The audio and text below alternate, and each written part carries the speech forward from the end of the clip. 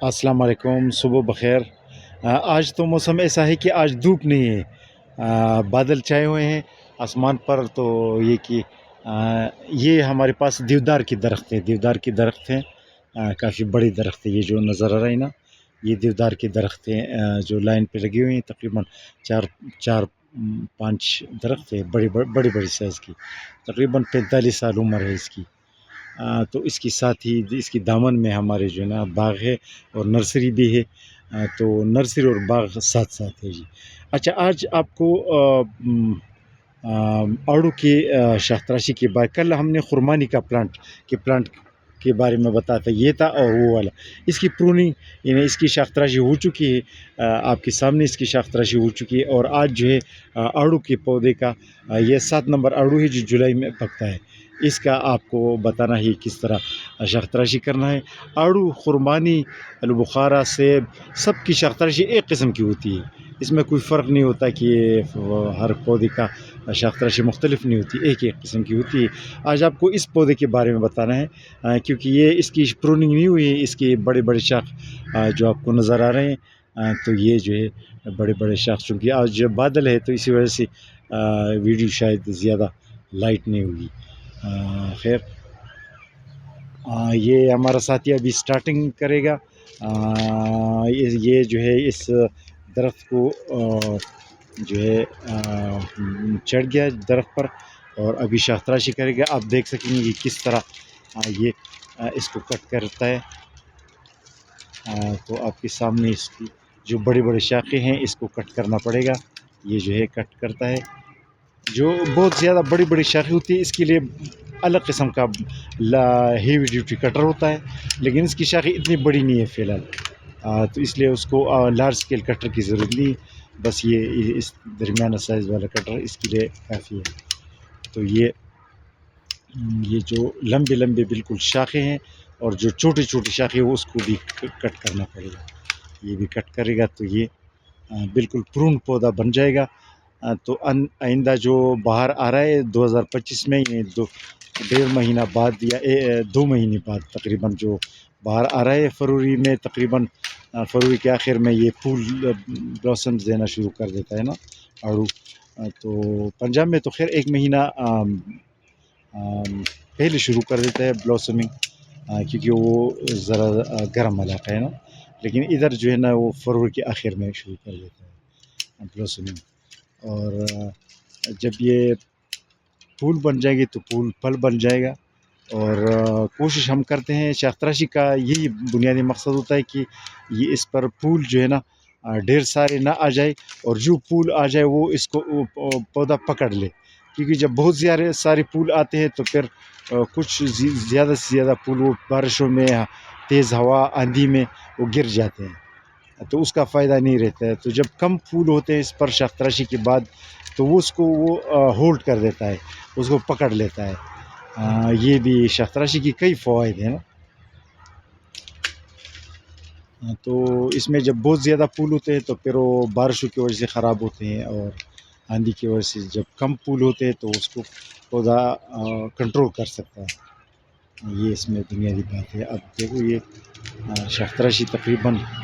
اس کی مکمل ہو رہی ہے، کیونکہ یہ چھوٹا پودا ہے، یہ یعنی ابھی یہ جوان پودا ہے نا، اتنا زیادہ عمر والا نہیں ہے، تقریباً اس کے 5-6 سال عمر ہے، تو اسی لیے یہ چھوٹا درخت ہے، یعنی چھوٹی درخت ہے، اتنی بڑی نہیں ہے نا۔ اور چونکہ ہے یہ درخت ہماری نرسری میں ہے، ادھر ہم گرو بیگز بھی لگاتے ہیں، مثلا یہ جو ہے نا نٹس کی کچھ گرو بیگ ہے ادھر، تو یہ اسی وجہ سے ہم اس کو زیادہ بڑے بھی نہیں ہونے دیتے، اسے ہم قل میں لیتے ہیں، اسی لیے نرسری میں رکھی ہوئی ہے، تاکہ اسے ہم ٹائم پر قل میں لے لیں اور یہ دوسرے پودوں میں گرافٹ کر سکیں، تاکہ ہمیں معلوم ہو۔ مثلا یہ 7 نمبر ہے تو ہمیں معلوم ہے نا، تو اسی لیے اس کا معلوم گرافٹ ہوتا ہے نا، تو اس میں یہ فائدہ رہتا ہے۔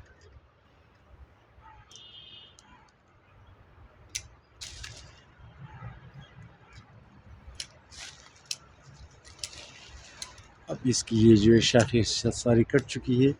یہ آپ دیکھ رہے ہیں، وہ والا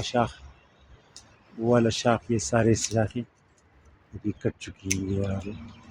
یہ والا جو شاخ ہے یہ بھی کٹ چکا ہے، سارے جو ہے نا اس میں کٹ چکے ہیں،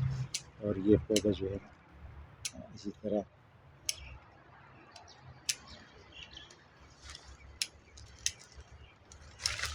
داو چوچ پکی ہوا ہے۔ تو اس میں سے کچھ سوکھی شاخیں ہیں، یہ بھی کاٹ لے گا، یہ والا شاخ بھی سوکھا ہوا ہے، یہ بھی کاٹ لے گا۔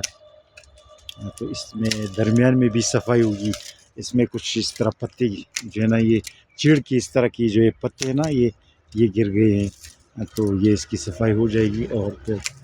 اس میں پھر ہم اس کو چونا لگائیں گے درمیان میں، یہ جو بالکل بنیاد میں، اور یہ بالکل، اور اس کی گوڑی بھی کریں گے، اس کی گوڑی بھی چاہیے، تو گوڑی بھی تقریباً 2 ہفتے کے بعد ہم شروع کرنے والے ہیں۔ اس میں